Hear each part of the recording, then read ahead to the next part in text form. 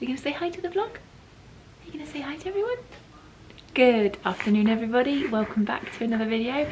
Hendrix wants to start off by letting you know that he is going to be very much involved in this nighttime routine. As always, every night he is obsessed with bath time with the boys, aren't you? He likes to eat all the bubbles and he's obsessed with their toys, as you can see. So he is my first son, and definitely not any easier than the boys. Actually, it's just as hard. But yeah, I thought I'd do a nighttime routine, as you all enjoyed the morning routine that we did a couple of weeks ago now. So yeah, it's currently 3:30, I think, and the boys are on their last nap of the day. I think we're just about hit the 3 nap mark. I think they've started to elongate their sleeps a little bit, and we've stopped with 4 naps and we're down to 3 naps, which is amazing. So I'm praying that it's going to stay like that. Hendrix, you're awfully near the end of the bed. You're going to fall off. You're going to fall. Hey, you're going to fall. Please don't freak me out like this. Anyway, so when the boys wake up, I will start showing you what we're doing. And yeah, they normally nap around this time. This is kind of a bit earlier than normal. It's normally about 4:30. But as I said, they've started to take 3 naps and 3 longer naps. So it's kind of pushed our day forward a bit until they can stay awake in longer periods. But yeah, I'll be back and we'll start running you through our nighttime routine. So our nighttime routine begins when the boys wake up from their last nap of the day, which is normally anywhere between 4 and 5 p.m. At the moment, the boys' naps are very varied. Some naps are 2 hours and some naps are 30 minutes. So this timing sort of varies, but it's normally somewhere between 4 and 5. On this particular day, I had to go in to wake them up at dead on 4 p.m. as they already had a lot of sleep throughout the day, and I didn't want it to affect their nighttime sleep. Oh, hello. I'm actually going through a transition from breastfeeding to bottle feeding, so their feeds are a little bit mixed throughout the day, and this day in particular they would do a feed the moment they woke up, so I had to fit in 1 breastfeeding session straight away when they woke up, and then I will do a bottle feed before bed. So after they've rolled around and stretched for a bit, I will quickly go and feed them and then bring them back into their bedroom. So once I've finished feeding them, I bring them back into their room and put them in the 2 chairs that we have sitting here. I try to put them into these chairs if I can't hold them after feeding them, just to let their milk settle a bit. If I lay them flat straight away, they'll immediately start rolling and kicking and end up with a lot of milk and spit up on the floor. Oh, bless Henry chilling alone here. I love seeing them hang out when I leave the camera rolling.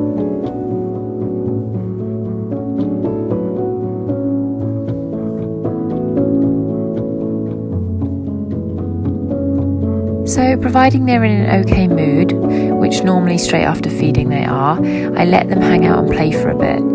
Meanwhile, I give the nursery a little tidy and get things prepared for their bedtime, so I don't have to do it when I come back up.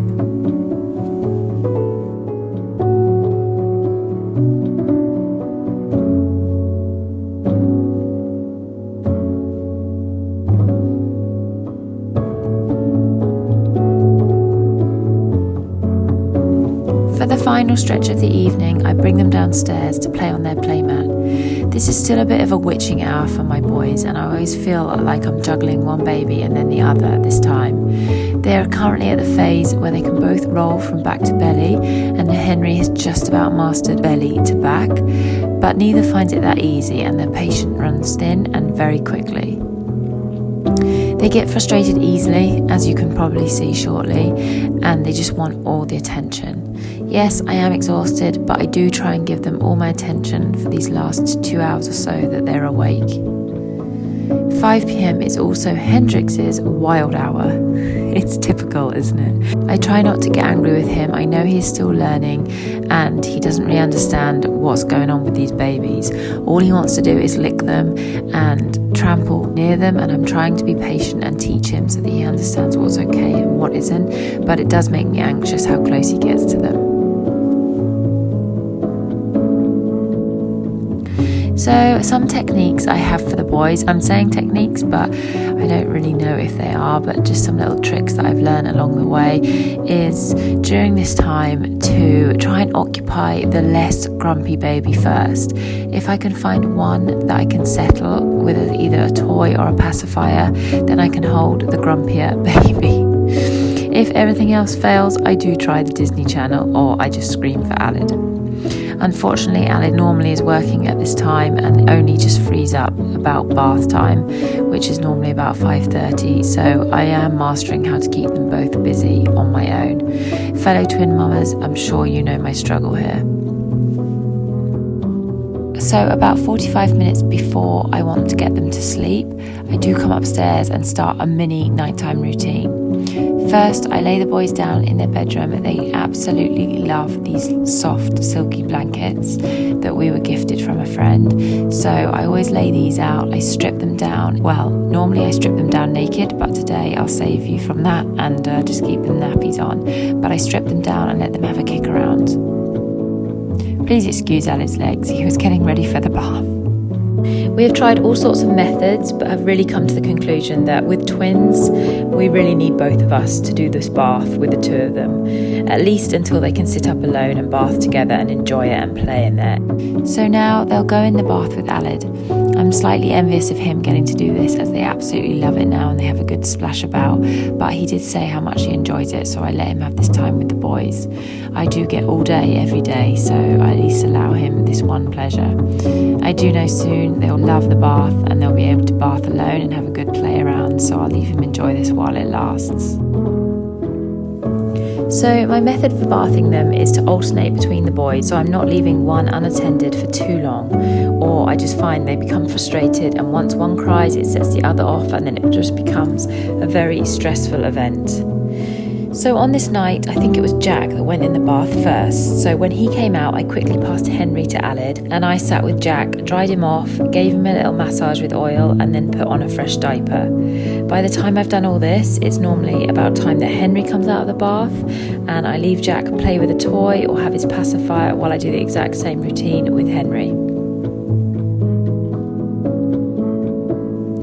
Once they're both massaged in oil and in clean diapers, I dress them both and get them ready for their bottle.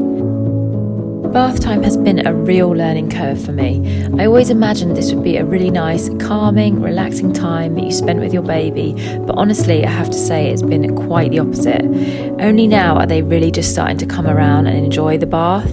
At the beginning, they hated the water and they would cry from the minute they went in. But now, yeah, they're just about starting to enjoy it and they just cry when they come out and their clothes go back on.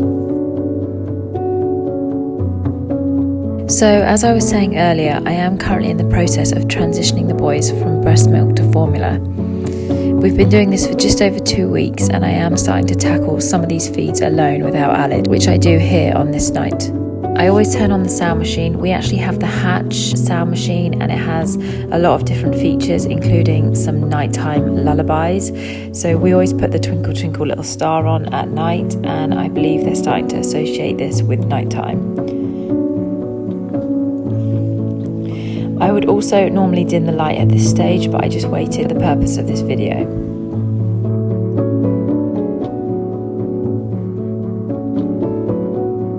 Feeding the boys like this is new to them and new to me, so we're all learning and in it together, but it is slowly getting better. If they both manage to finish the bottles before needing to burp, it really is a dream come true. Once they have finished their bottles, I make sure I burp them both and then I keep them up for 20 to 30 minutes, or at least semi-reclined in this twinsy pillow, just to help their milk settle before putting them down to bed.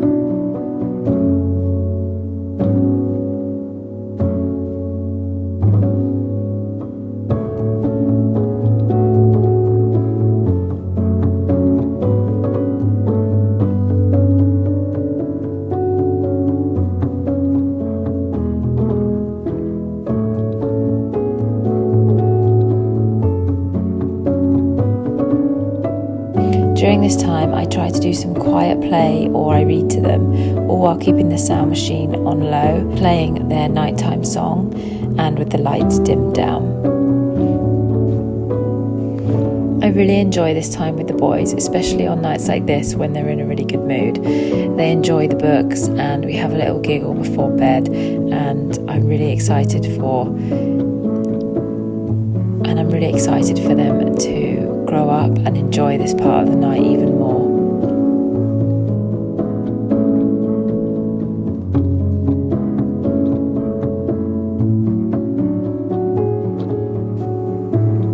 Normally they'll start to show some signs of being tired and agitated, which is normally about 2 hours after they've woken up from their last nap. And at this point I will give them a last little cuddle, place them down in their cribs, in their sleep sacks, make sure they've got their pacifiers, and turn the sound machine onto the white noise and slowly creep out of the room. And that is it, guys. We've come to the end of our nighttime routine, or at least our nighttime routine now. The boys are about 5 months. I'm sure this will gradually change as they get a bit older, but I hope you all enjoyed this one, and I'll see you next time.